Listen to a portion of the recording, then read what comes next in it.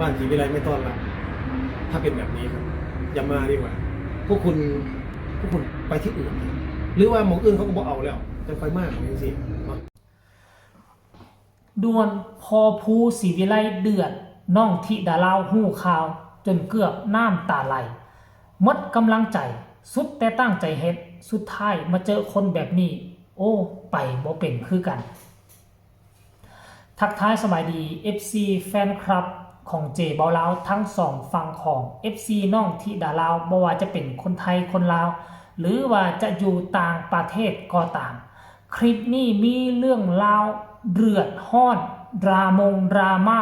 ท้าทงกันเข้ามาเกี่ยวกับธิดาลาวและพอภูศรีวิไลมันเกิดอีหยังขึ้นเป็นอย่างจึงมากระทำขี้ใส่ใจคนตั้งใจทำหนังกันแท้งบก็บ่ค่อยมีเก็บหอมรอมริบลงทุนเงินก้อนหนึ่งขึ้นมาเอามาลงทุนใส่ตั้งใจเฮ็ดกะหวังว่าจะได้เงินค่าน้ำมูกน้ำมันเงินซื้อข้าวซื้อน้ำเวลาพาลูกสาวธิดาลาวออกการออกงานเดินทางไปหันมานี่แต่ว่าเจอ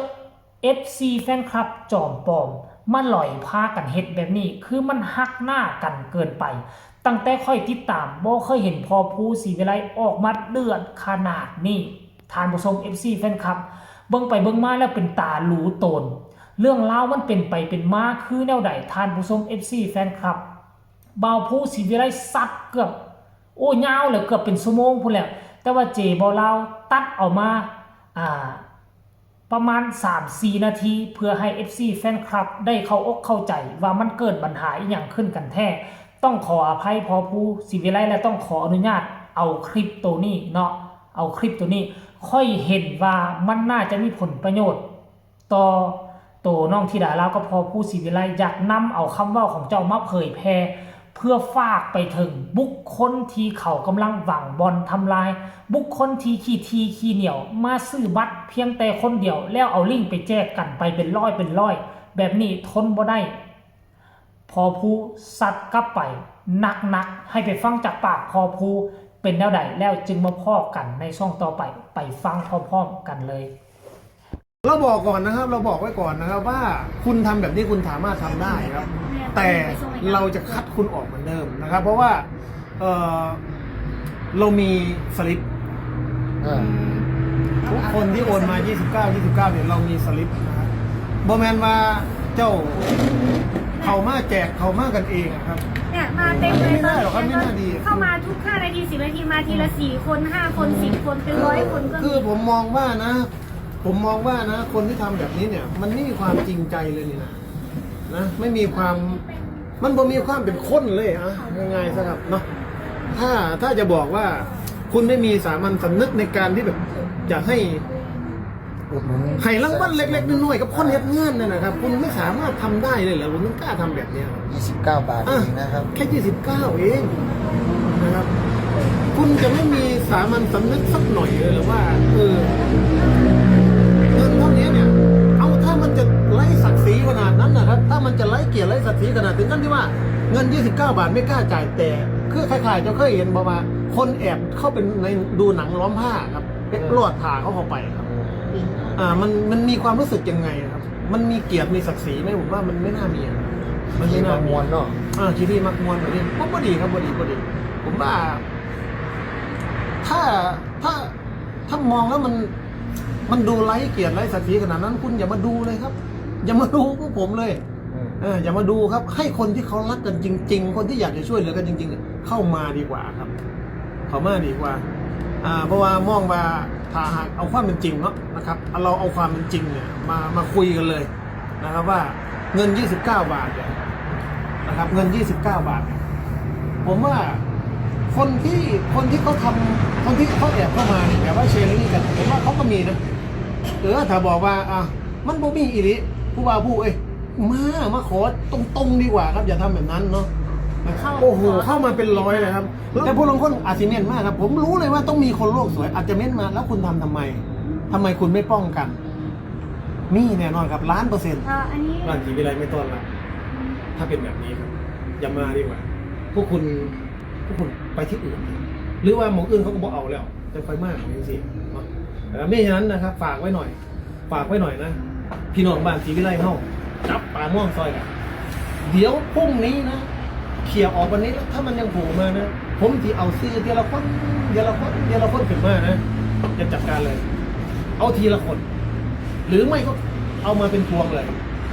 เอามาลอยกันเลยแล้วจะรู้ว่าคนบ้านศรีวิไลเป็นอย่างไรนะคุณจะได้รู้นะครับผมรู้ว่าคุณอยากจะดูนะบางคนเนี่ยอยากจะเข้ามาดูเพื่อที่จะมาอะไรสักอย่างหลายๆเรื่องผมรู้ครับรู้หมดเลยคนหักกับมีคนสั่งกับมีเนาะมันก็เป็นเรื่องปกตินะครับแต่เราไม่ได้ถือโทษโกรธเคืองอะไร มันเป็นสิทธิ์ของคนที่จะรักหรือคนที่จะชังคนที่จะเกลียดมันเป็นสิทธิ์ของเขาแต่แบบนี้เนี่ยเรื่องแบบนี้เนี่ยผมว่ามันไม่ควรทำมันไม่ควรทำเอาพี่ดาราเดินมานี่ลูกเดินมานี่สิพี่ไรวันดูให้เขาดูหน้าสิพี่ไอเอาดูสิเนี่ยคุณสงสารเขาไหมเนี่ยสงสารเขาไหม ว่าจะถ่ายจบเรื่อ ว่าง เขาจะถ่ายจบแต่ละเรื่องอ่ะ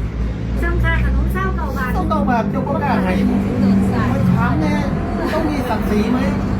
ศักดิ์ศรีของคุณเหลือไหมเนี่ยดูสิแต่ละคนคุณสงสารเขาไหมล่ะหรือว่าคุณไม่สงสารเลย ค่อยกะบ่คิดบ่ฝันว่ามันจะมีคนแบบนี้อยู่ในแวดวงการหมอลำและมันจะมีคนแบบนี้อยู่ในชุมชนของประเทศไทยประเทศไทยเป็นประเทศที่เจริญอุดมสมบูรณ์เป็นประเทศที่ห่างมีชีวิตการเป็นอยู่ของคนในประเทศก็ค่อนข้างบัดดีกว่าลาวหลายห้อยเท่าแต่เป็นอย่างเงิน29 บาทเป็นอย่างคือบ่อยากซื้อเป็นอย่างคือบ่อยากจ่าย29 บาทสำหรับคนลาว29 บาทโอ้ยค่อยบ่อยากเว้าคือจิ๊บได้29 บาทขนาดค่าเงินของคนลาวเฟอร์20,000 กีบเนี่ยตกเป็นเงินลาวเนี่ย20,000 กีบมันจะซื้ออีหยังได้20,000 กีบซื้อเบียร์ขวดนึงยังบ่ได้อะไรอยู่ในประเทศลาว